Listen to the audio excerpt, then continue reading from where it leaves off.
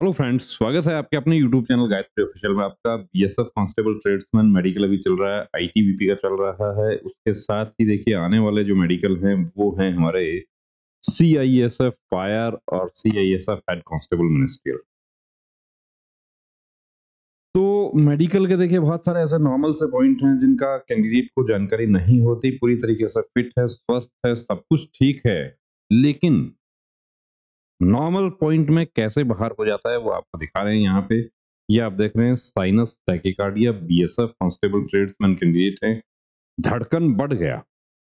अब धड़कन बढ़ गया, रेज्ड पल्स रेट। तो कितना आया इनका, यहाँ पर आपको शायद हो सकता है कि क्लियर नहीं हो। 112 पर मिनट कितना होना चाहिए स्वस्थ मनुष्य का, वो आप लोग पढ़ते हैं जीके में।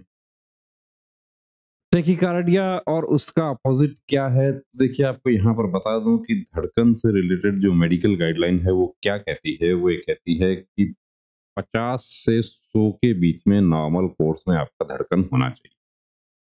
50 से नीचे चला गया तो भी आप अनफिट हैं, और 100 से ऊपर चला गया तो भी आप अनफिट हैं। 3 बार धड़कन नापा जाता है। पहले नॉर्मल धड़कन नापा गया, समझिए आपका आ गया 72 आ गया, बहुत अच्छी बात है। उसके बाद 25 बार आपको जंप करने के लिए कहा जाता है। कई बार मेडिकल अफसर जंप करने के लिए नहीं कहता, 100 आ गया, बढ़ेगा जंप करने के लिए कहा। और उसके बाद 2 मिनट का आपको टाइम दिया जाता है। 2 मिनट वो भी जनरली वो लोग प्रैक्टिस में नहीं लेते हैं। वो ये सब काम री मेडिकल में होता है। डिटेल मेडिकल में ही आप इसमें फिट हो जाए, यदि आपको पता हो कि मेरा ये प्रॉब्लम है, मुझे इसमें बाहर किया जा सकता है।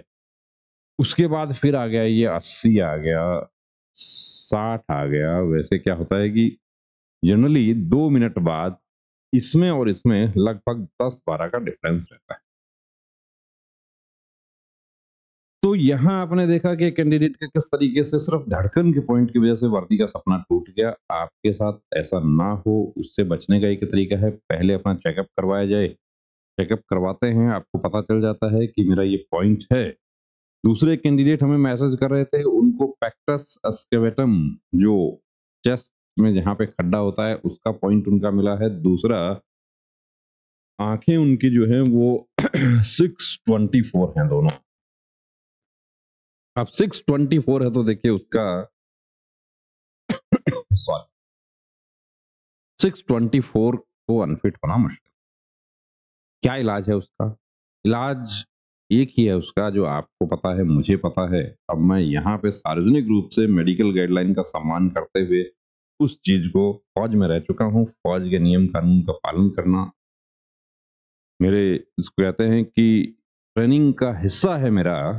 तो मैं सार्वजनिक रूप से वो बात आपको नहीं बता सकता कि इसका क्या इलाज है। इलाज है इसका, और इलाज करके बहुत से लोग भर्ती हो गए, यूनिफॉर्म पहने हुए हैं।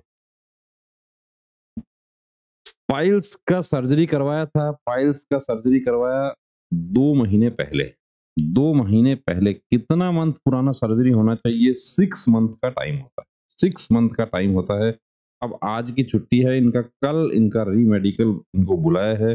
जब इनको हमने पूछा कि क्या आपने मेडिकल अफसर को अपना सर्जरी का पेपर्स दे दिया था, कि बिल्कुल दे दिया था। बिल्कुल दे दिया था तो फिट नहीं। उसके बाद उन्होंने जानना चाहा कि क्या मुझे री मेडिकल में जाना चाहिए। री मेडिकल में तो जाना तो चाहिए, देखिए हम ये बात नहीं कह सकते कि नहीं जाना चाहिए। लेकिन जब आप प्रोड्यूस कर रहे हैं पेपर्स मेडिकल के कि आपकी सर्जरी 2 महीने पहले हुई है, आप पेपर्स नहीं देते और आप ये कहते कि मेरा तो 8 महीने पहले हुआ था, तो ऐसा कोई मैकेनिज्म वहां नहीं है कि वो ये डिटेक्ट कर लें कि सर्जरी को 6 महीना नहीं हुआ। लेजर सर्जरी करवा के तो 15 दिन में एसएससी जीडी में हमारे पास कैंडिडेट्स फिट हुए हैं। फीमेल कैंडिडेट्स भी थी, वो अभी यूनिफॉर्म पहने हुए हैं उन्होंने, यही एसएससी जीडी 2022 में। तो बने रहिए दोस्तों चैनल के साथ, और कंप्लीट प्री मेडिकल चेकअप की सुविधा हमारे सेंटर पर उपलब्ध है। उसके लिए आप डिस्क्रिप्शन में दिए गए नंबर पे आप कांटेक्ट कर सकते हैं। अपॉइंटमेंट लेकर आपको आना होगा। टैटू रिमूवल हो, लेजर सर्जरी, किसी भी तरह की आपकी जो पाइल्स, हेमोरॉइड वगैरह ये सब जो है इसका, वो सब सुविधा भी उपलब्ध है। वेरिकोज वेन्स का भी उपलब्ध है। उसके लिए आपको अपॉइंटमेंट लेकर आपको आना होगा, और कंप्लीट फ्री मेडिकल चेकअप आप एक बार करवाते हैं, आपको जानकारी हो जाती है। उसके बाद आप बहुत सारे पॉइंट्स में आप बच सकते हैं। जैसा ये 2 महीने पहले वाले जो कैंडिडेट हैं, ये बच जाते यदि ये पेपर्स प्रोड्यूस नहीं करते।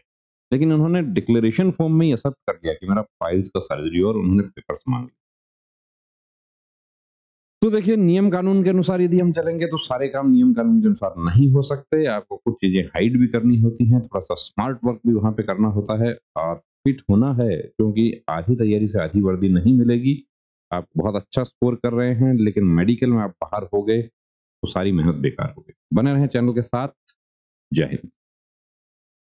नमस्ते डॉक्टर साहब, मुझे अपने बेटे का आर्मी भर्ती के लिए मेडिकल चेकअप करवाना है। नमस्ते श्रीमान जी। आर्मी, एयरफोर्स, नेवी या कोई भी फोर्स का मेडिकल चेकअप गाइडलाइन के अनुसार होता है, जिसमें सभी मेडिकल पॉइंट्स की जानकारी दी होती है। सिविलियन डॉक्टर को उन सब की जानकारी नहीं होती है। आप कंप्लीट मेडिकल चेकअप के लिए Gayatri pre medical centre Sikar Rajasthan से संपर्क करें तो बेहतर होगा। क्या वहाँ फीमेल कैंडिडेट का भी चेकअप होता है? जी बिल्कुल, वहाँ eye specialist, ANT specialist, general physician, physiotherapist, gynaecologist और जनरल सर्जन सभी आपको एक जगह मिल जाते हैं। और इन सभी के साथ अमित सर को 20 साल से डिफेंस लाइन का एक्सपीरियंस भी है, जिसका फायदा लेकर हजारों candidates army, navy, air force, BSF, CRPF, CISF, SSB, state police की वर्दी पहनकर देश सेवा में जुड़े हुए हैं। थैंक यू डॉक्टर साहब। अब तो मैं वही जाती हूँ और अपनी बेटी का भी SSC GD का चेकअप वहीं से ही कराती हूँ। बहुत बहुत शुक्रिया आपका इस जानकारी के लिए। एक बात और, वहाँ आपको बहुत रीजनेबल फीस में ये सुविधा मिल जाएगी।